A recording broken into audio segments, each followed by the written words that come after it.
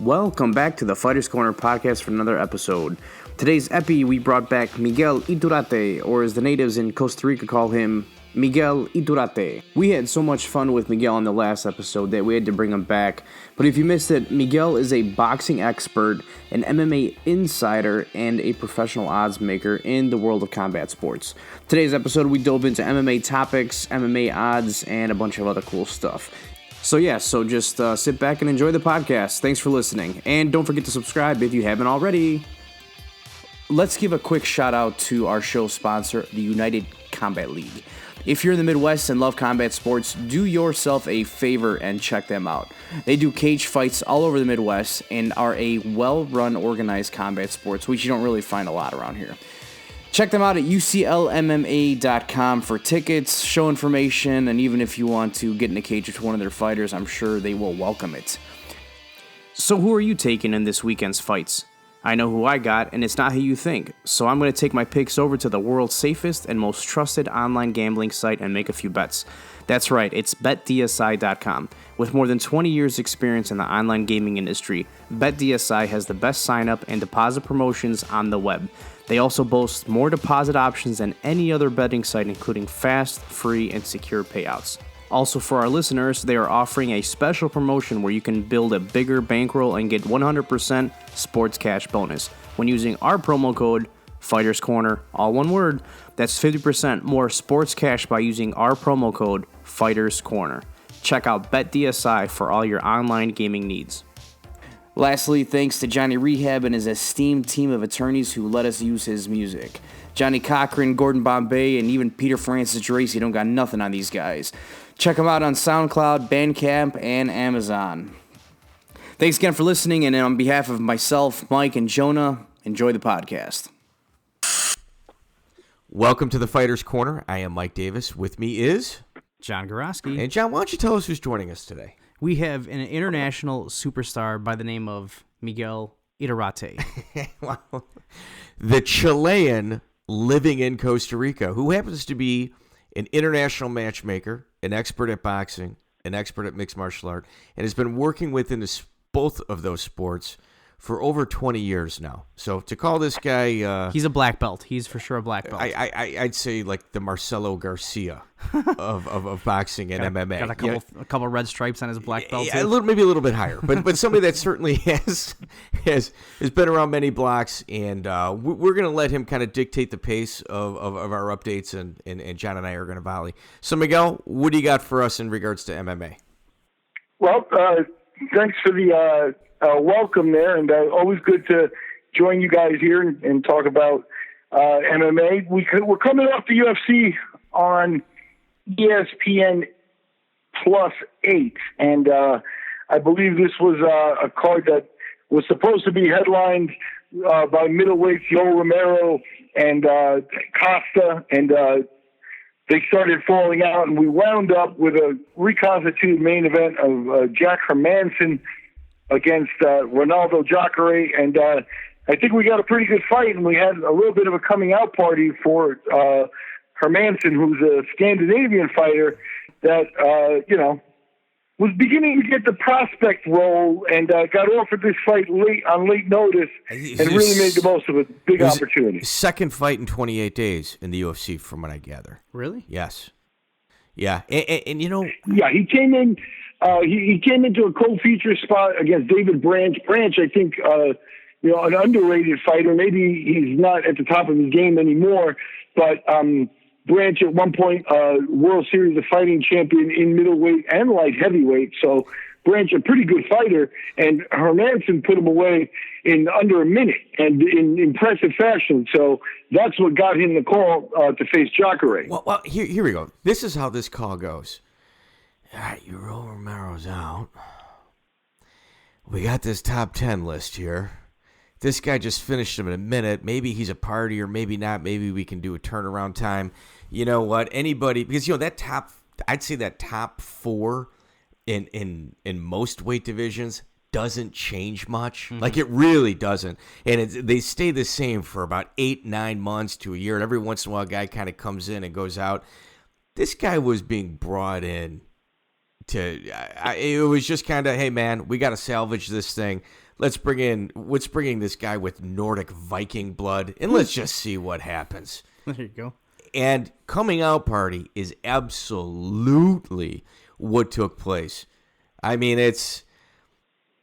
I think it's incredibly impressive what he did. I think he took Jacare down a record 4 times, which is the most anyone's ever done. I think it's actually more than his entire UFC career that Jacare has actually led up. Granted, the sands in the hourglass, which is the saying that you like to say, John, are kind of going through.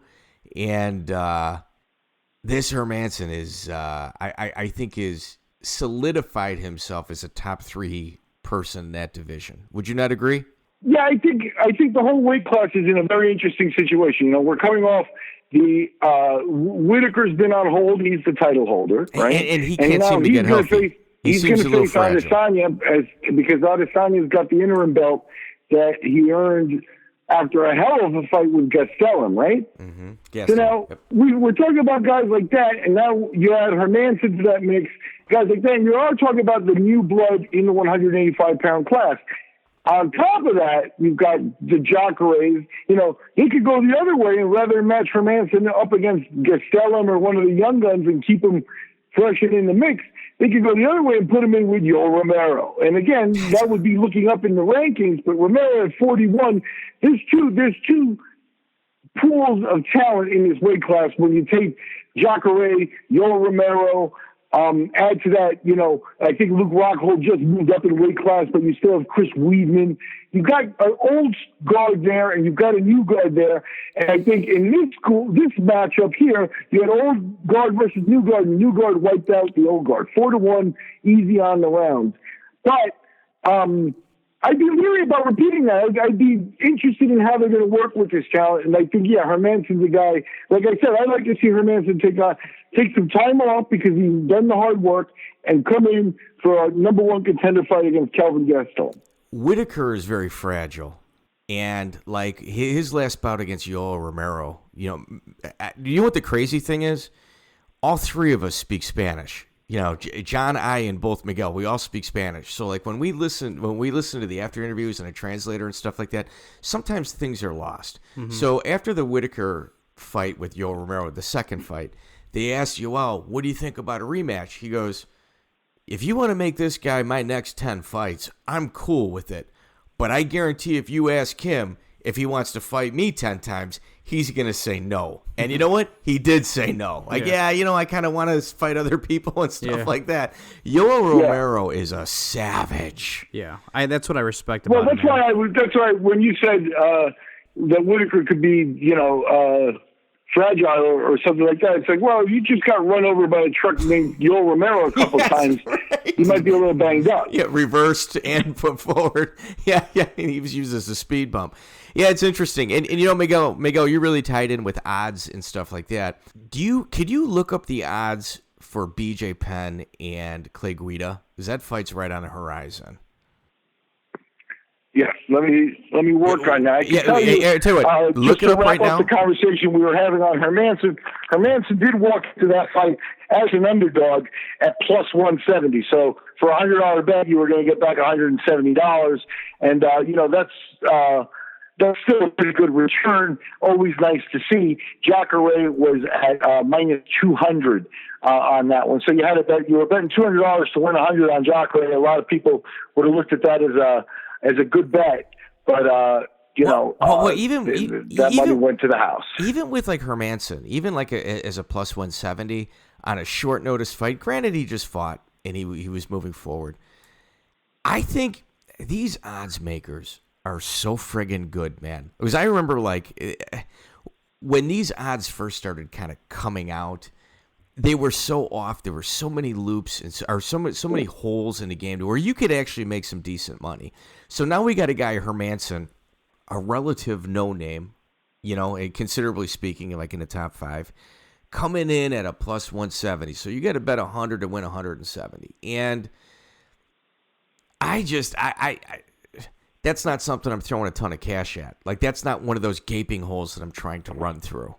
You know, like Yeah. I'm interested in the Clay Guida BJ Penn fight because of various reasons. I got it in front of me, and they're not posted on the sites I check right now. It's probably been taken down, probably being adjusted. Okay, so but right now I don't have a number for you. I'm sorry. Or maybe not even published yet. Is that possible too? I don't think it's being published because I looked a couple weeks ago and I couldn't find it. Yeah, maybe there's a reason they haven't posted it or whatever. But yeah, I'm not getting an active number on the entire Rio card right now. Okay, now that's why I'm assuming. Okay, but here we go.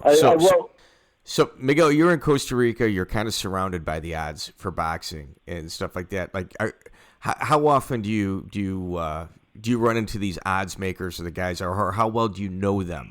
There are a couple. You know who in the business who which sites have the own fresh lines and lines that are actually they're buying from a lines maker, or that they have an in-house lines maker that's making organic lines for them and doing the work. There tends to be some kind of cutting and pasting in the businesses as well, Mm-hmm. So a lot of sites, depends on what sites you go to and stuff. They may be getting their lines from an original guy, and that's kind of what I try to keep track of a little bit. Okay, so where do you see that BJ Penn Clay Guida odds coming in at? Like from your hip? Obviously, it's not listed. Yeah, I think Guido will come in as a slight favorite. Really? BJ's really, really faded. I see it as a close fight, and it's an interesting fight. It's actually a fight I don't have a lot against. Other than that, BJ shouldn't be fighting, right? But if you're going to bring him back again, it might as well be to an opponent like Guida, who's been through the mill, is up there in experience, right there with BJ, and is of his generation, basically. Mm-hmm. Well, I think clearly BJ's going to have better hands, and Guida's going to have better wrestling.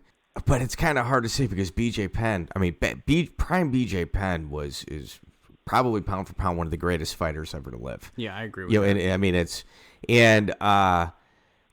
I think it's going to come down to cardio, and Clay Guida is a cardio machine. I think he's going to get beat up maybe 1-2 rounds at the most, definitely not get finished. Rounds 3, 4, 5, you're looking at somebody that is genetically special with cardio. In fact, I'd even say Clay Guida fights way above his talent level based on his cardio and his ability to take a punch. Yep, no, it's in Rio de Janeiro on the UFC 237, so it got the pay-per-view status, and that's it'll probably be on the main card. But the main event you're looking at there, they got Jessica Andrade, Rose Namajunas, Jose Aldo, Alexander Volkanovski at the top of that card right now. Mm-hmm. So that's interesting. Yeah, that makes sense too. Yeah, Guida's going to have to, put his gears on 5. He's going to have to go to 5th gear, and he's going to have to go right from the beginning. I think Clay's going to win that fight. And, that guy's got over almost a decade, if not a decade, fighting in the UFC. That's incredible. BJ Penn does too. Let's not discredit that. Yeah. I think that's incredible. You're talking about 2 veterans. Yeah, that's incredible. I don't know. I'm a fan of that fight. I can't wait to see it. Yeah, I don't agree with you, respectfully. I think that BJ Penn wins this fight, and I'm not saying he's going to come out and win in the first round. I think it's going to go to a decision. They're going to grind each other out. I know Clay Guida has always been known for his cardio, but that was a Clay Guida when he was in his late 20s, early 30s. What is he at now? 37? Yeah, he's towards the end. Yeah, he's a little bit long in the tooth now. So, is it going to be the same? I don't know. I'm just hoping for a great fight. Whether BJ wins or loses, I think BJ. I'm just hoping for a good fight. I'm thinking BJ's just trying to get his hand raised against one last time, maybe with the name opponent. And then on the other end, Clay Guida started over at Gilbert Grappling. Do you know who Joey Gilbert is? Miguel, do you know who Joey Gilbert is? Yeah, I actually, Joey Gilbert is BJ Penn's first opponent. And I actually represented Joey Gilbert for that fight. I put him in that fight in the UFC. So, I know Joey pretty well. And Joey would fight very much a Clay Guida style, where if he had to take you 15 minutes and, take you down and pull your ankles and, and move you around and stuff and Put get you pressure into on a hyper movement type of fight. Yeah. Joey Gilbert was your wrestler. Yeah, and not only that, like he did really well in Abu Dhabi, like in the trials and stuff like that, and he, the UFC was only doing like 4 events a year, and BJ Penn was wrecking guys in 15 seconds, like consistently, and Joey Gilbert 2 weight classes. BJ Penn. Well, no, not in the beginning. Oh, not in the, okay. So, In the beginning, he was lightweight though, right? Correct. I think it was it 155, Miguel, or 45? It was 55. 55. 45 wasn't was around. 55. Available. Yeah, so it's 55. So essentially, he's wrecking guys in 15 seconds. They give Joey Gilbert a shot against him. It goes 4 minutes, 59 seconds. BJ gets his back. All the guys that got their ass kicked in 15 seconds get a second shot. Joey Gilbert, he's one and done. They never bring him back. So I threw it on Clay Guida's social media. This is to avenge the loss of Joey Gilbert, his original training coach. Yeah. So it's there. There's a little bit of history there, and I mean it's interesting. Like I like that. I like MMA history. I like boxing history, and anytime you can kind of correlate something modern day to something that happened years ago, I'm in. So Miguel, what else do you have in regards to MMA? Any other headlines? Yeah, what's going on in the heavyweight division? Well, we could definitely talk about the heavyweight division. I mean, there's still the pregnant pause of Brock Lesnar hanging over our heads, and whether that'll happen. What is the delay? I'm beginning to have my doubts. What was that? What's the delay on that? They're claiming he's clean, like he's in the USADA. Here, do you know what I think? I'm going to tell you what's going on. He's in the USADA testing pool, and he's not staying clean long enough in order to kind of make that fight happen. And USADA, who really appears to be a third party right now. I mean, they're really fair and balanced. They're not releasing these results. Oh, no. They're definitely not. I think that entire program needs to be scrapped. It's an embarrassment. Jeff Novinsky is a coward. And it's just like, that's what's holding this fight up. Daniel Cormier has expectations of fighting a clean fighter. Mm-hmm. And they're not being met by the opponent. That's the only thing that I can think of that's holding this fight back. Isn't it ironic, too, that Cormier, doesn't want to fight John Jones because of his consistent, drug failures on drug tests, but he's okay fighting Brock Lesnar? Well, as long as Brock Lesnar's clean. Well, why not give another... No, he would fight Brock Lesnar and isn't fighting Brock Lesnar because I'm assuming here that Brock Lesnar isn't clean yet. So you can't say there's a double standard because he's towing that line. Well, he certainly is, but I'm just saying he was harping on John Jones for failing all these drug tests, and he rips on him pretty good. Wait a minute, dude, those were positives, but not positive positives. Yeah. They were false positives, but positives that were false. To the peak. It's just friggin' a joke. Yeah, but I mean, I'm just saying, he's okay with fighting Brock Lesnar, but he's not okay with fighting John Jones. Those are two clean biggest, Brock Lesnar. Those are the two biggest names in MMA. He'll fight a clean John Jones. I don't know. I think we got one more fight out of Daniel Cormier left, and that's it. Could you blame him? Oh no. I mean, Okay. his 2 losses. Well, I think both one of them loss. they were both turned into no contest. The guy. Right. I think there were. No, he's got 1 loss. The other one is John no Jones, contest. and the other one was a no contest. Right. Yeah, I mean, doing cocaine at weigh-ins didn't constitute it being turned into a no contest. It just turned into a suspension for Jones. Yeah. Horrible. Yeah. So Miguel, what's your opinion on? I mean, you brought it up. Weigh in on it. Lesnar, I think a lot of what you said could very well be the case because, he's had problems with staying clean before because, who knows what kind of enforcement he really does have to go through in his other gig. You know what I mean? Yeah, I think that's a real issue. And I think the business may be becoming an issue here, too, on Lesnar's part because, at the end, the original idea when he was floated to come back, and it was before Jones derailed himself again, was Jones versus Lesnar. And any radar would tell you that that's the biggest fight in the division. Not Cormier because, with all due 100%. respect to Dan, the whole history and legacy with the Jones thing, It sours it. He's going to have to be the B guy in that situation. 100%. So that was always the big fight. So now Lesnar is having to come and take on, this other guy, and maybe the business end of it isn't going to be quite exactly the same. also, there's the end of his career at WWE, where this last time where he left, the production, he really left in a way that he's never left before. They've always left a wide open way where the Beast could come back or something like that. But this time, the finish was very definitive. The show was very nondescript in terms of it didn't come after 50 minutes of Lester exerting himself or anything like that. It was showed up, took his belt, and let him walk. And at the end of the day, how does he return to that is also a big deal. Now, is he worried about returning to the WWE? Now, add to that, if he goes to UFC and loses again, how will he return to the WWE? So there's a lot of stuff that plays into him, and he's a complicated creature. And I think first and foremost is the steroid issue too. Wow. Yeah. I don't know. I mean, it's really the only thing that's holding it up, as far as I'm concerned. I think the UFC essentially is now going, okay, well, you can't really expect a different result, Daniel. Do you want to take this or not? And I don't know. I think the whole USADA program, I think it's kind of garbage anyway. Like, I think they've been exposed. I think, once you try to pretend like you are the end all, like the absolute finish line, this is what every organization should look like. When you represent yourself as that, and then you completely go back on it and look stupid like they did with John Jones, and there's no recovering your reputation. There really isn't.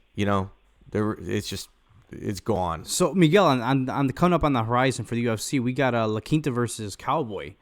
That's a pretty interesting matchup, man. I mean, Cowboy is one of those guys. I mean, a sure shot Hall of Famer in the UFC, right? Absolutely. Or wrong. I mean, like, the guy never turns down a fight. You have to respect that. And every single time he's fought, it was always 110%. So now he's got a tough opponent against La Quinta. And I'm sort of, like, before I even start to make any prediction on the fight, let me hear do you have the odds in front of you by chance? Let me let you know. Let's see what we got. Al Iaquinta and Donald Cerrone, the headliner of UFC on ESPN 9.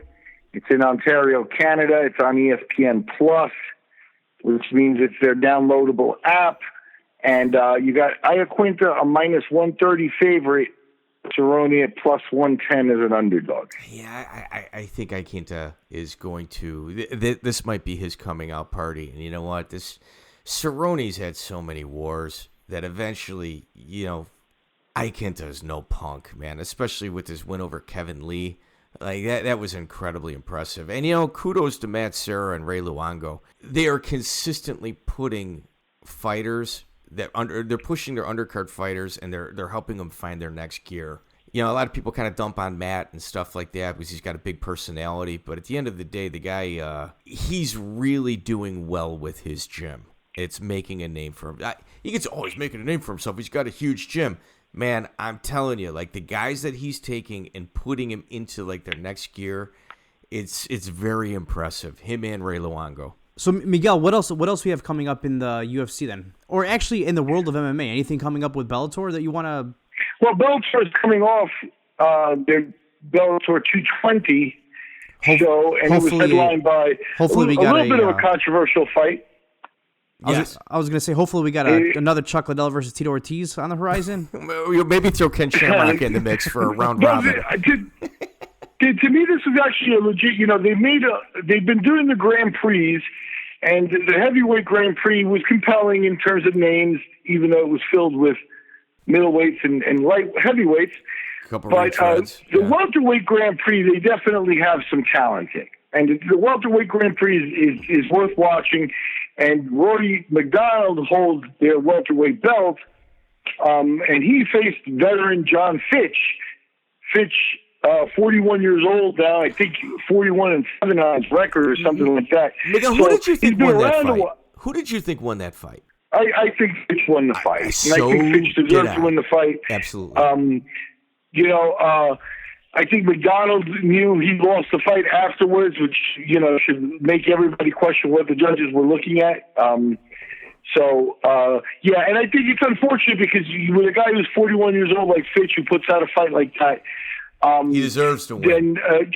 Yeah, he deserves. You really can't make it up to him. Like, yeah, I guess at 41 years old, it's like, yeah, you can bring him back for another fight, but at some point that really, it would have been nice for his next fight to have been a defending shot. Yeah, that was his night. So, they took his moment from him. I agree. And if I may give some advice to all you young fighters out there, whenever you win a fight, there's one thing you should never do. And that's apologize for your performance. Yeah, it's true. Joe Daddy Stevens used to do that. He used to go have a war and then apologize for his performance, and it would literally deflate everything. Like everything he did, it would just like, I get it. You're humble. You're showing some humility. But when you apologize for your performance, it literally takes away and it makes people think about all of the things that you should have done rather than what you did. And one other thing you should do is when you apologize for your performance, you should mention that Jesus Christ is your Savior, and maybe him entering your life is the reason you're just not fighting as well anymore. Yeah. If you're going to blame religion for your wins, you might as well blame him for your losses too, yeah, right?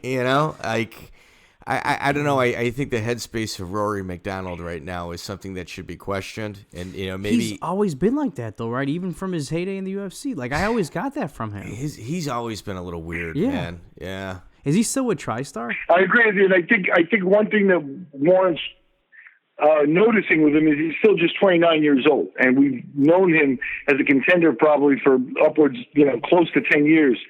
So he's been around for a long time at a high level, and there's an interesting, I characterized him as mentally maybe a little short of championship level in the past. That I thought was his big disadvantage, and that came from awkwardness and things like that I noticed, and making up his own nickname and just weird things that just it's like he's wasting time on things that aren't important. But I think it comes from just being involved in this sport since you were a kid, kind of thing. And where was what's going on at this point at 29 to be burnt out as you should be heading into your prime? It's a bad sign. Yeah, I think he got pushed too early. Like later on, when people start talking, analogies, and they start giving examples, at 29 years old, he should be king of the world right now. 29 to about 33, 34. And in essence, you're right. He's sitting there going, yeah, I'm kind of shot. He's got an entire life to live. Like at 30 is kind of like when actual life starts. Yeah. And he's already saying, yeah, I'm already kind of done. Yeah, I'll tell you, though, that Robbie Lawler fight will take something out of everybody, And so you do understand that, what they go through is something that, you can't equate to everybody else's life, you know what I mean? So it could also be very much, Rory McDonald had a couple of ugly fight wars type of thing, and those do change it. Yeah, I agree. And I've mentioned it in the past. Ever since this USADA drug testing has kind of come into play, and the passing of Sean Tompkins, who was a phenomenal trainer, the talent in Canada in regards to of making appearances in the UFC are far and few between. And when I see the guys from Canada will drive to Chicago. They'll drive 16 hours one way to Chicago for an amateur fight. And they say, there's just no fighting in Canada. It's not happening. The promoters aren't doing them anymore because of the rules and regulations are so strict that we don't even have the opportunities anymore. So I'm kind of torn between is it are they poaching in Canada? There's two methods of training. There's, all right, I got guys, I'm going to water some seeds, get them to grow, maybe grow some, big oak trees here. And then there's, I got a great gym, a good name, I'm a slick talker, I do know what I'm talking about, in regards to the sports in terms of strategy. I'm going to start pulling guys from other camp that I meet in the locker room and try to get them to my gym and create an all-star team here. So I'm not sure what is going on in TriStar. Is it just a brilliant MMA mind that's a good poacher? Because where is the Canadian talent? It's not there. It doesn't exist. Look at every top 10 for every weight class. You'd be hard-pressed to find, 3-4 guys that are on their way up rather than have been established. Right. No, I agree with that. I do agree with that. Is it the steroids? Is that what it is? I don't think that's what it is. I mean, you know what, man? I mean, I think the argument can be made both ways, but well, do you know what I mean? Where does it come from? Do you want to get into the salary conversation at all? Because there are a lot of interesting twists and turns to look at it. Just as an observer, like I'll give you, without mentioning any names, but it's happened in the UFC. We've recently seen a couple of plus 35-year-olds all of a sudden an amazing performance. Just like when they were 27 years old. And supposedly, right, they're on the UFC roster. They passed the USADA testing and stuff, right? Well, right. So the bottom line to me is at some point there's cycles in this thing, and there's very well potentially out there supplements that we're seeing in use that aren't illegal right now because they're not on the radar yet. They're not on the list. So at some point there will be a process where, the analysis will be done. They'll find what the change or the new drug is, and they'll put it on the list, and then USADA will test for it. Another thing that may have come up, especially with EPO, is you may be seeing an improved USADA test. So they've been testing for EPO all this time or whatever. Now, why all of a sudden are people getting caught? Oh, a few months back, maybe that test was improved to find more micro whatever. No.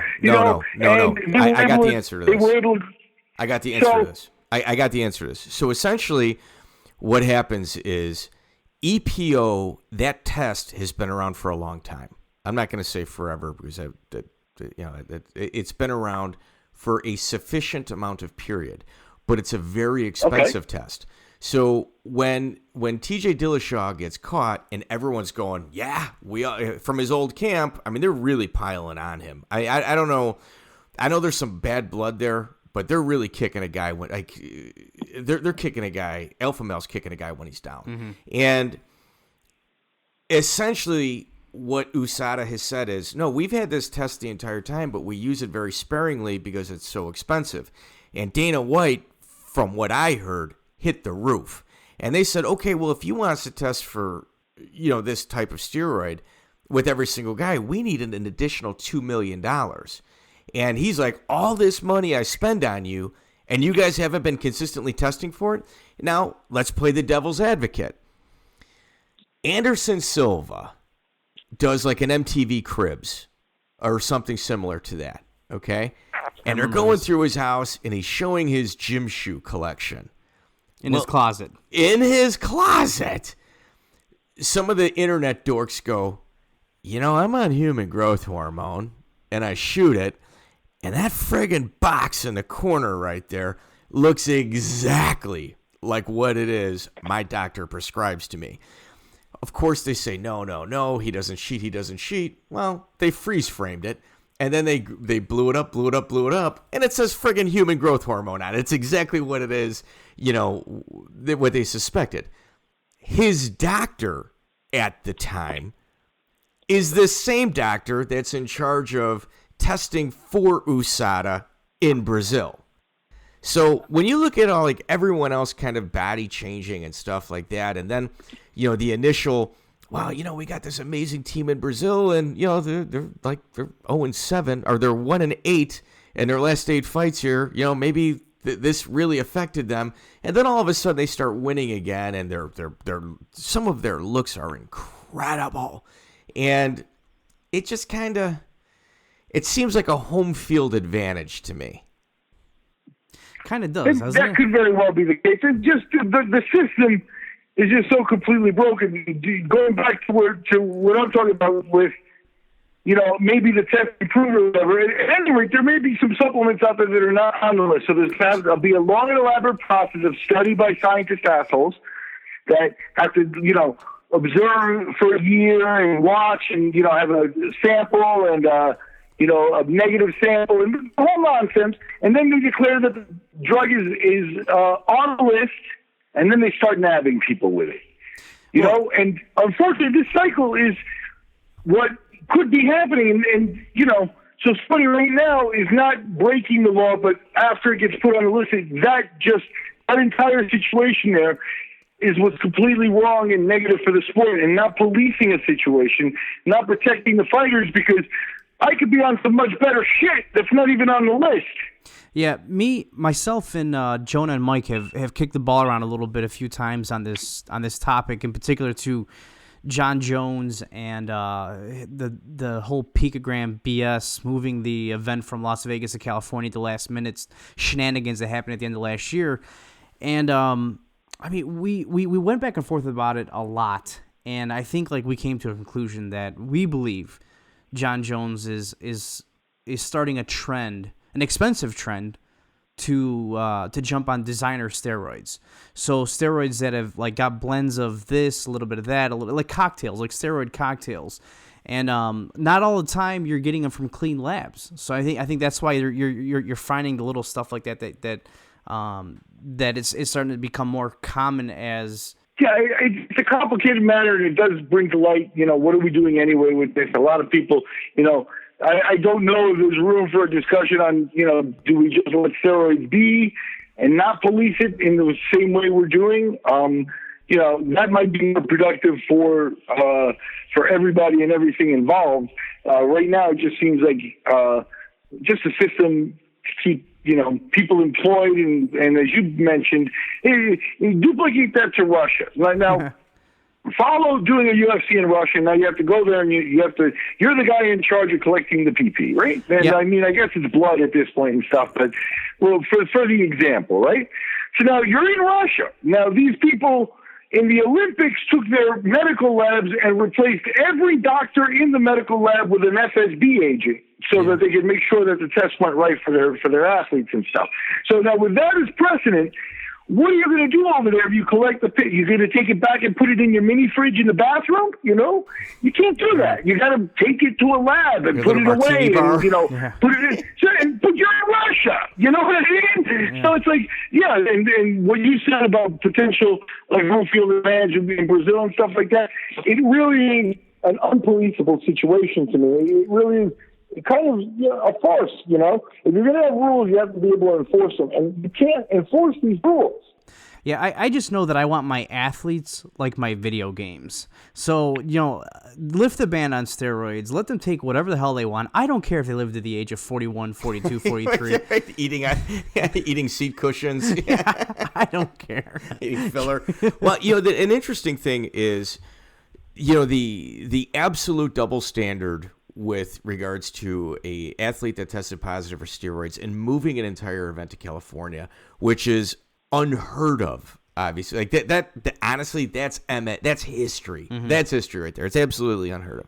So Andy Foster, who is the athletic commissioner of California, is the first guy out of all the commissions that went against another commission and did the event there.